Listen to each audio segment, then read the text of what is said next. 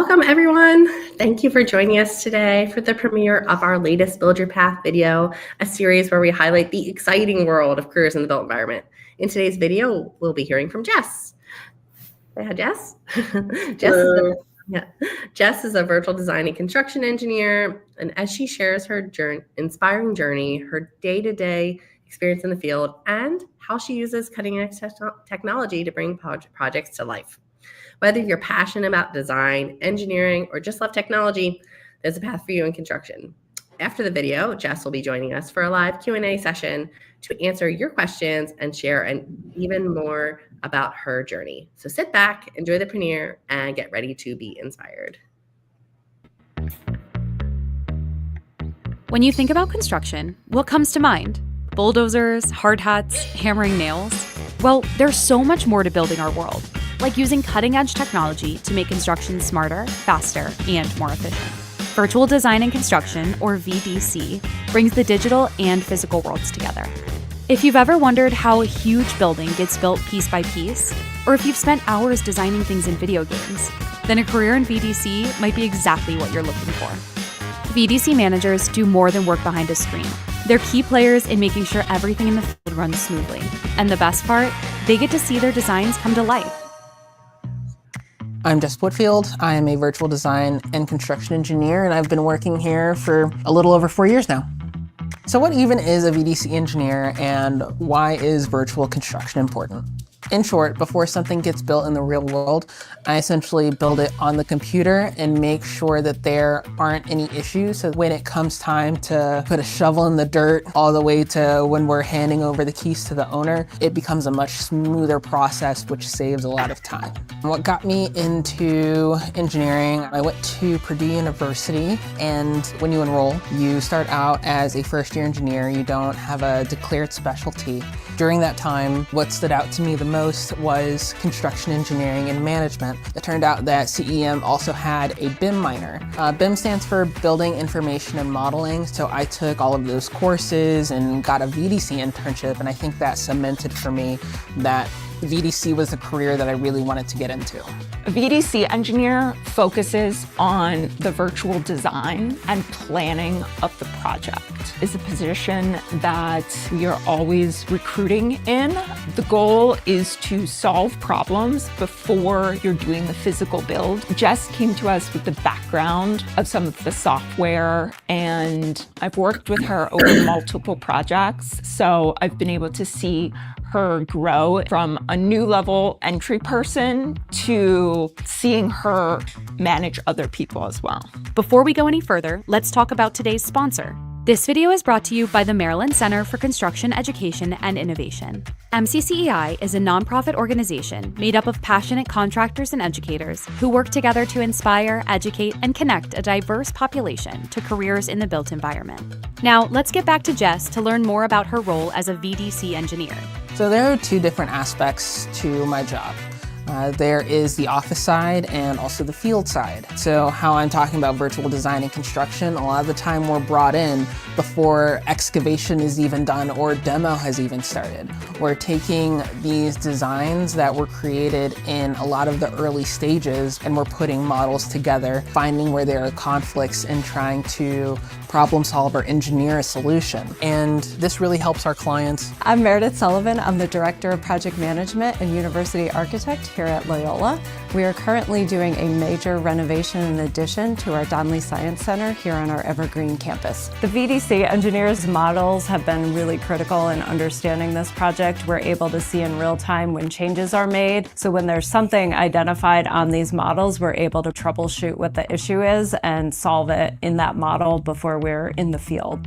Part of what I do in the field is looking to see if any issues that are being built now might affect what we've coordinated months ago. Just because the majority of it works on the computer, sometimes in the field, issues can come up.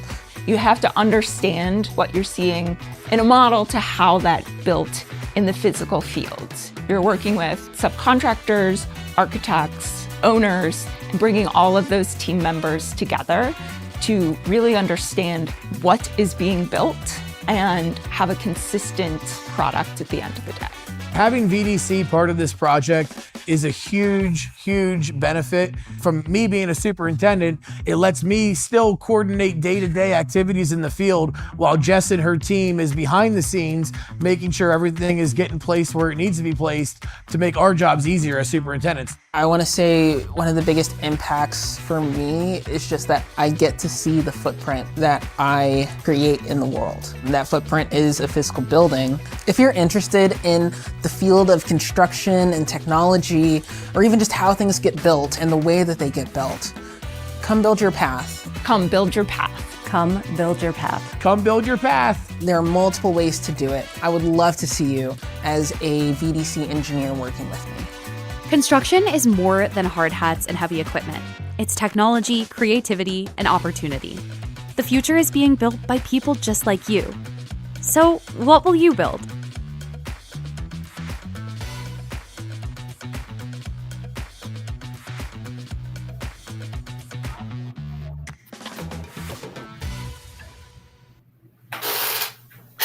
Amazing job, Jess. Thanks so much. I know you're on a job site right now, so we appreciate you taking some time out of your day to discuss more and share your passion for the built environment. So before you spoke earlier about discovering your passion for using technology in construction. Like, what sparked that interest and how did it shape your career path? Yeah, so is this only in regards to VDC or construction also?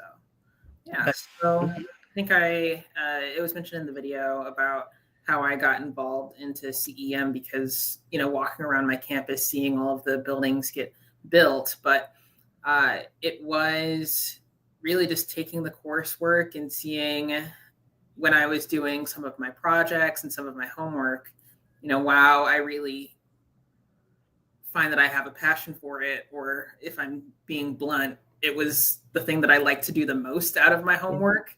When physics was, kind of putting me to sleep, or math was putting me to sleep, I was very eager to get into my coursework or my BIM classes. So I think that kind of set the path straight to that this is something that I should be doing. I think that's so important, especially for any young people or career changers that might be out there, is, you spend the majority of your life at work. So to find something that you really are excited about, and that's what college is all about, and school is all about, is finding the things that you're interested in, and then how do you make a living out of it. So it sounds like you did a great job of that. 100%. You also highlighted the importance of mentors. So how did having a mentor help guide your journey? And what advice would you give to anyone listening who's looking for a mentor? Yeah, I would say mentors are probably one of the most critical things when it comes to, building your path and even finding your path. And I think a mentor isn't just someone that you report to every couple weeks or every day or something. It's just someone that you generally look up to and want to seek advice from. So in my college career and in my working career, I just paid attention to the people that I looked up to. And I just asked them about any kind of advice that they would have, how they got to where they were. And I just took either physical or mental notes. So that way I could embolden myself to get to where I want to be in my career and in my college future. That's awesome. That's great advice.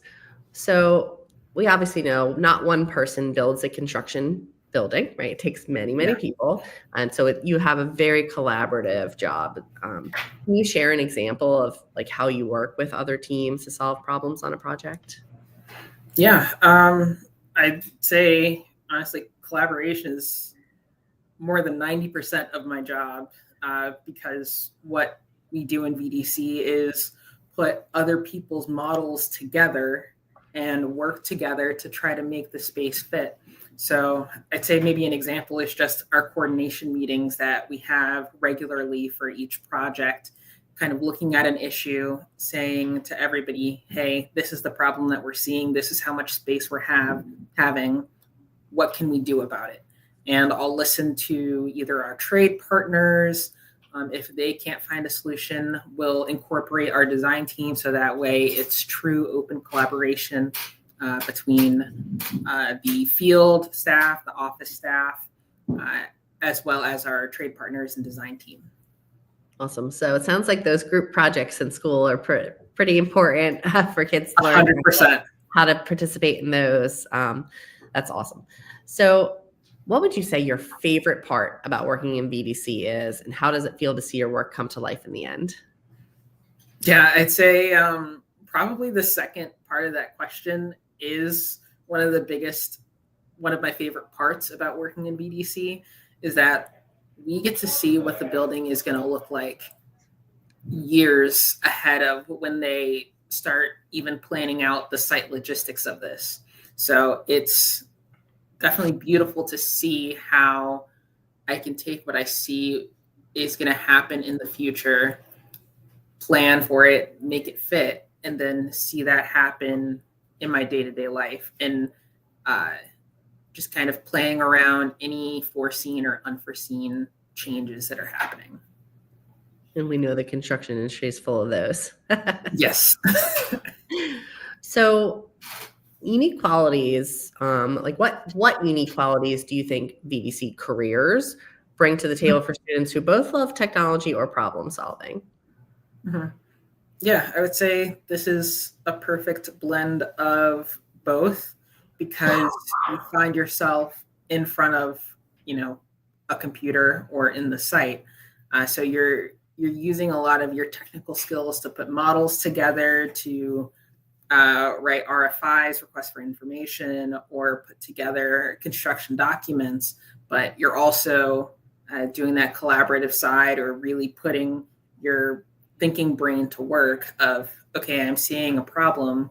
Let's look at all of the different variables and try to solve what we can. So when we get to unforeseen variables, we can exercise that collaborative side of seeing what we can plug in and play and kind of solve that equation. It sounds like the perfect mix. Yeah, it sounds like perfect mix between getting to be behind a computer and the design, but also still getting to be in the field and helping solve problems. It's probably pretty good for those kids that don't want to do the same thing every single day for the rest of their lives. Yes. New challenges every day. Awesome. So for students they're watching this and they're thinking, this sounds like a cool career path, what are some entry-level skills or software tools that they could learn maybe while they're still in high school that would help them pursue a career in VDC? Yeah, so I would say AutoCAD, which is a product of Autodesk. That is something that we use. The various products under Autodesk include, like I said, AutoCAD, Revit, which is a modeling software, and then Navisworks, which is a clash management software. There are other tools as well, like SketchUp, if you want to be on the visualization side. And then depending on where you are in your education, either high school or college, I know at least college students have the ability to have free Autodesk accounts. So you can download and install the software for free and kind of just use your time to learn the software yourself. And then I always use YouTube University to kind of help me walk through anything if I'm not in a specific class about how to draft or model things. Very cool. Do you guys use drones at all in your VDC department? Yes. When it comes to laser scanning,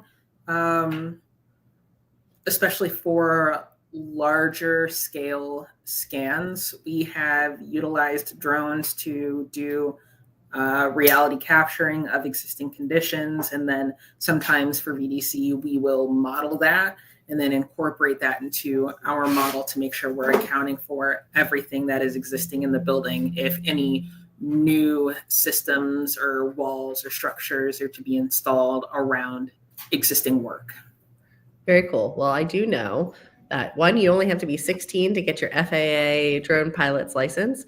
And two, a lot of the school districts here in the state of Maryland actually offer unmanned aerial pathways where you can actually get your drone pilot's license while still in high school through the school. So that's really cool too, and might not be a career path that kids are thinking of when they hear that. They might think of defense industry or photography or anything like that. So very cool. All right, one last question for you. What's a project that you're especially proud of and why? Oh, that's a good question. A project that I am proud of and why. I personally love cultural projects just because I like history. That's part of why I moved to Baltimore, is just because it's a rich history and cultural town and city. This didn't end up being an actual project for the company, like construction wise, but we did do a laser scan of what's called Cocker's House, which is on, I want to say, Wolf Street. And it is a building that's been around since, I want to say, the 1700s. So you can imagine that there's been a lot of life and generations put into it. And the society that handles the house kind of wanted to understand the existing conditions and be able to have a starting point for where they could take this project.